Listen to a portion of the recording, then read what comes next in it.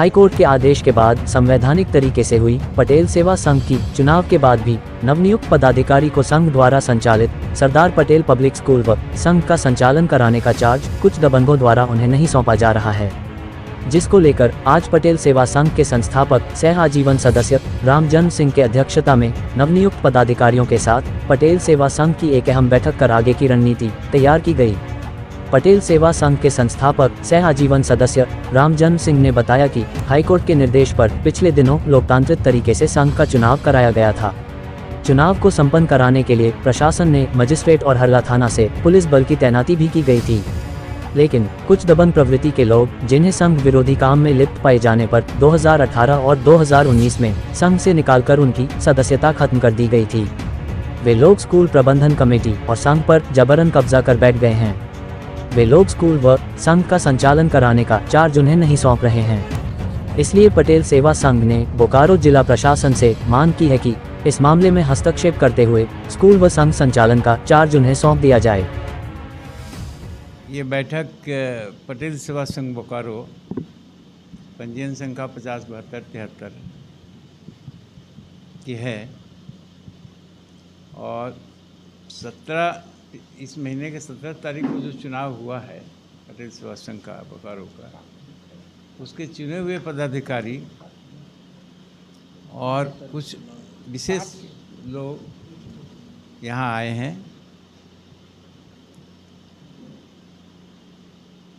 इसमें हम लोग आपको कुछ जानकारी देना चाहते हैं कि एक्चुअली पटेल सेवा संघ क्या है और किस स्थिति में चल रही है और क्या इसकी अभी वर्तमान स्थिति है, उसके बारे में मैं आपको बताना चाहता हूँ। पटेल सेवा संघ बोकारो का यहाँ जो गठन हुआ था संघ का 1981 में हुआ था। इसके पहले 77 में ये पटेल सेवा समाज के नाम से चलता था। 1981 में पटेल सेवा समाज को पटना से एफिलिएशन लिया गया था, संबद्धता लिया गया था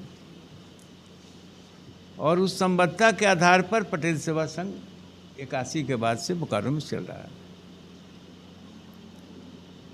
सदस्य इतने कर्मठ थे कि 81 से लगातार परिश्रम करते करते इसका विस्तार कर करीब 4000 से ज़्यादा सदस्य को बनाया है और एक विद्यालय का फाउंडेशन दिया सेक्टर 9B रोड में, जो ज़मीन BSL से आवंटित हुआ था। उस समय आर्थिक स्थिति हमारी बहुत ख़राब थी।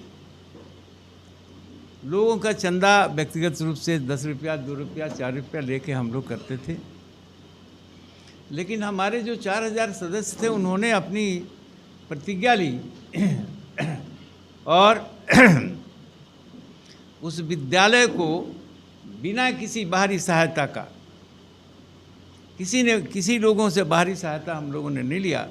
सदस्यों ने अपना पैसा दे करके, अपने मेहनत से ईंटा ढो करके, मसाला ढो करके, ईंटा जोड़ करके लोगों ने सेक्टर 9 का स्कूल को निर्माण किया। बोकारो स्टील प्लांट ने भी हमारे साथ अच्छा व्यवहार नहीं किया। बड़े बड़े स्कूल जैसे कि DAV है, एपा है, DPS को तो बनाकर ही दिया था, चिन्मया है, उसको इन लोगों ने 8.5 एकड़ ज़मीन दिया और बाउंड्री दे करके ज़मीन लेवल करके दिया था। लेकिन हमको गड्ढा का ज़मीन दिया था जिसको भरने में ही हम लोग को 1 साल लग गया था। फिर भी हमारे जो सदस्य थे, जो कर्मठ थे, आज बहुत नहीं है, बेचारे स्वर्गवास कर गए हैं, लेकिन उनका यादगार है और आज एक विद्यालय अपना नाम बोकारो में रखे हुए है सेक्टर 9 का। और इसी के सहारे हम लोगों ने 2 और विद्यालय का निर्माण किया, एक कमलापुर में आप लोग देखे होंगे और दूसरा पिंडाजोरा में किया। उसकी चौथी उपलब्धि ये है कि चास में एक पटेल धर्मशाला का भी निर्माण किया गया है, जो कुछ लोग रहते भी हैं और शादी विवाह के लिए बहुत कम पैसे में हम लोग उसको आवंटन करके करते हैं। सब चीज़ ठीक ही चल रहा था, प्रोग्रेस भी हो रहा था, सारी चीज़ें हो रही थी। तो पटना का जो एफिलिएशन था, जो पटना से एफिलिएशन हमने लिया था, मेरे सिग्नेचर से एफिलिएशन हुआ था 1981 में, मैंने एप्लीकेशन दिया था। उसमें यह था कि पटना से इसका कोई मतलब नहीं है, केवल उसका रजिस्ट्रेशन नंबर हम लोग लिए थे, क्योंकि हमको विद्यालय बनाने के लिए बीएसएल में अप्लाई करना था। तो पटना ने एक बार कहा कि भाई इसमें तो मेरा रजिस्ट्रेशन है, आप हमारा भी हिस्सा है। हम लोगों ने कहा कि भाई आपका हिस्सा कहाँ है, एक पैसा तो आपने दिया नहीं, आपका बोलिए 1 रुपया यदि कहीं दिया है तो आपका हिस्सा हम लिख देंगे। कहाँ, उन लोगों ने कोई पैसा नहीं दिया था। लेकिन बीच बीच में कभी कभी टोंगा वो लोग मारता है, और उन लोगों ने 1918 में एक केस किया था हाई कोर्ट में कि भाई ये जो है हमारा ये लेकर के काम करते हैं रजिस्ट्रेशन, इसमें मेरा भी अधिकार होना चाहिए, जिसे कि हाई कोर्ट ने उस केस को डिसमिस कर दिया और बोला कि आपका अधिकार कहाँ है, इसमें डिसमिस की चिट्ठी है। ये 18 में हुआ था, और ये आया आपका 2021 में। एक मिनट, इसका डेट देखिए, 22, ये 22 में ये आया है कि भाई आपका केस डिसमिस किया जाता, आपका कोई इसका अधिकार नहीं। यही है, बहुत उसका पूरा डिटेल्स है।